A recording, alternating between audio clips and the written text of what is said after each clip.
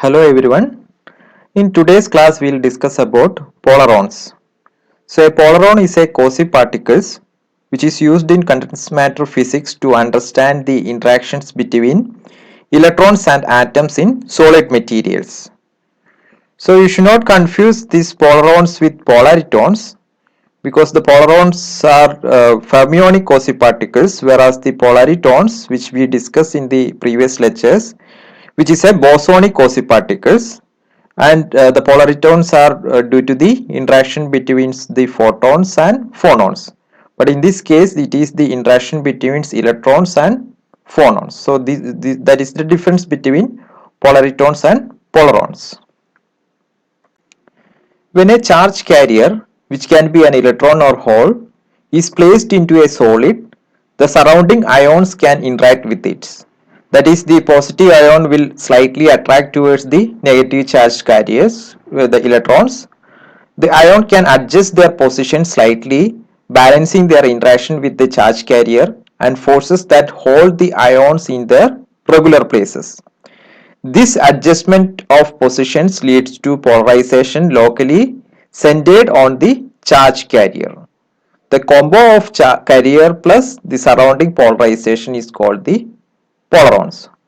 So we are discussing about some atoms which can be ionic atoms where there are positive and negative ions are there. So whenever there is an electrons, suppose the negatively charged electrons entered into the solid, there will be some kind of interactions. That is, the positive charged carriers, the positive ions will be attracted towards the electrons, whereas the negative ions will be repelled away from the electrons. Due to that, there will be a polarization will be created inside the atoms surrounding the carrier, for example the electrons.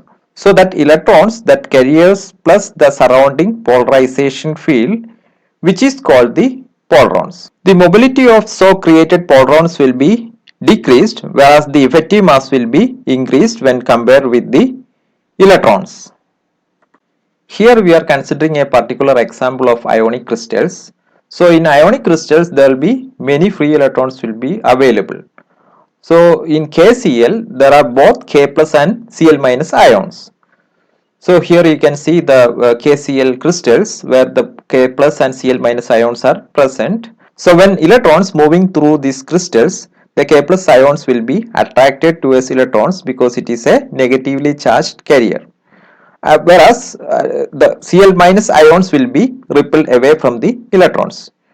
Due to these interactions, there will be the field surrounding the charge carriers, that is electrons, will be deformed. We can say that there is a polarization field will be generated surrounding the electrons. So this combination of electrons and its surrounding strain field, which can be called as the polaron.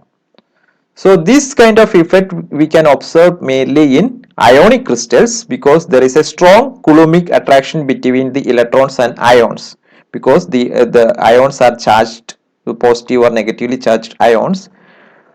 So this kind of effect will be very minimum in covalent crystals because the interaction between the neutral atom and electrons are generally very weak. The strength of the electron lattice interaction is measured by a dimensionless coupling constant which is represented by alpha, where half alpha is defined as the number of photons which surround a slowly moving electron in a crystals. So this half alpha is given as deformation energy divided by h cross omega L, where omega L represents the longitudinal optical phonon frequency near zero wave vector. This coefficient alpha, which is high in ionic crystals because there is a strong interaction between the charged particles and ions, and which is low in covalent crystals because this polaron effect is minimum in covalent crystals. The value of effective mass of polaron can be measured by cyclotron resonance experiment. The equation connecting the effective mass of polaron to the effective band mass of free electron is given by m star polaron is equal to m star times 1 minus 0.0008 alpha square divided by 1 minus 1 by 6 alpha plus 0.0034 alpha square. If alpha is very small, that is the interaction is quite small, in that case we can approximate this term, this alpha square term can be neglected, so that this will be m star polron is equal to m star times 1 by 1 minus 1 by 6 alpha, and this is equal to m star into 1 minus 1 by 6 alpha all raised to minus 1. So that will be 1 plus x all raised to n format, and it is 1 plus nx format. So that is m star polarization is equal to m star into 1 plus 1 by 6 alpha. Since alpha is a positive, so this quantity is a positive quantity, this m star polaron will be always greater than m star. That is, the polaron mass is always greater than the mass of the undeformed free electrons. For example, in common salt, that is sodium chloride, the mass of polaron is more than twice the mass of the free electrons. To conclude, polaron is a fermionic quasi-particle formed by the strain field surrounding the charged particles, that is the electrons, which is due to the cloud of phonons.